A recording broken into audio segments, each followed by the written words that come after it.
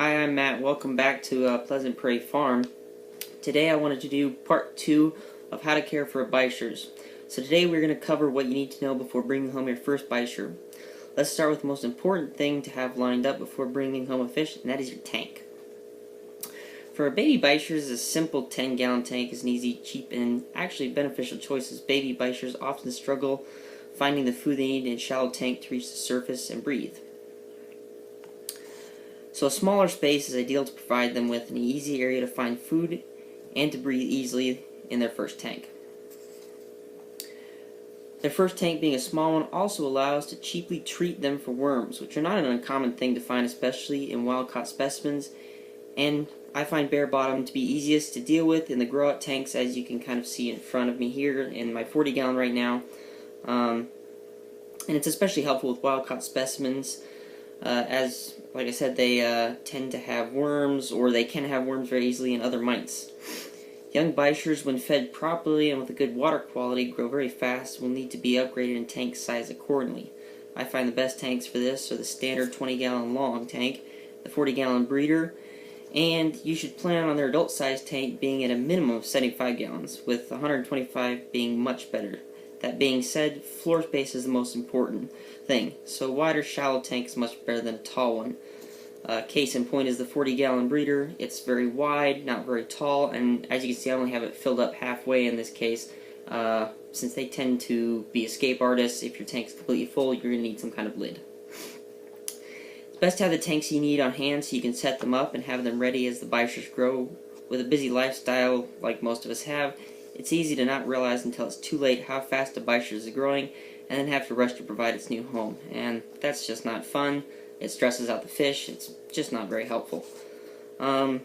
Next is, what are we going to feed the fish? Well, bichirs are generally easy to get eating on many foods. However, as adults, they can get picky, so raising them on a varied diet is both good security in case they decide to stop eating a specific food, but also promotes robust health.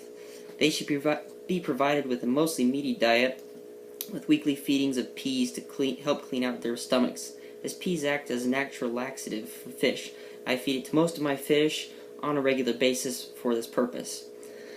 I feed my bichirs a homemade mix of frozen food as well as live food as treats. I'll put the recipe in the description for those of you who are interested and want to try this yourself.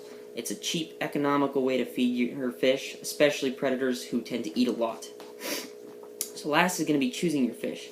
So your tank is in order and cycled, and you have food in the freezer ready to go. Now it's time to go pick out your fish. These fish are generally extremely hardy and deal well with being shipped, since they can breathe air directly from the surface. However, they can be aggressive, so it's not uncommon to see them with nipped fins or cuts. While this shouldn't put you off from a fish, it's important to make sure the fish is actively swimming about, looking for food when it's offered, and regularly going to the surface for air, as well as having clear, responsive eyes. If the fins are simply nipped a little and not completely gone, they'll heal back up rather fast with proper feeding and water quality. As you can see in front of me, if you've been watching my videos before this, this bichir has had some nipped fins on it. Its tail was a little bit ragged. It had been around the block. But I purchased it anyways because it was responsive, it was eating, it was regularly going to the surface for air, and I've had it for about 3 weeks now, and it's completely healed back its fins.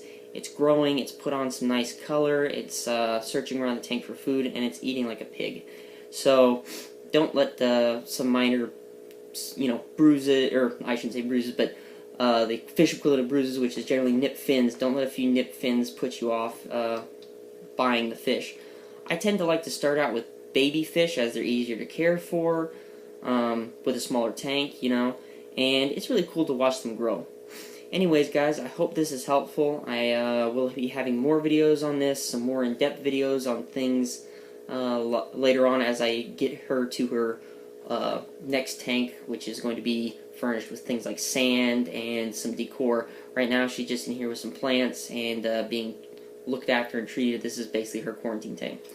Anyways, thanks for watching, guys. Again, hope it helped, and I hope you come back for part 3. Later.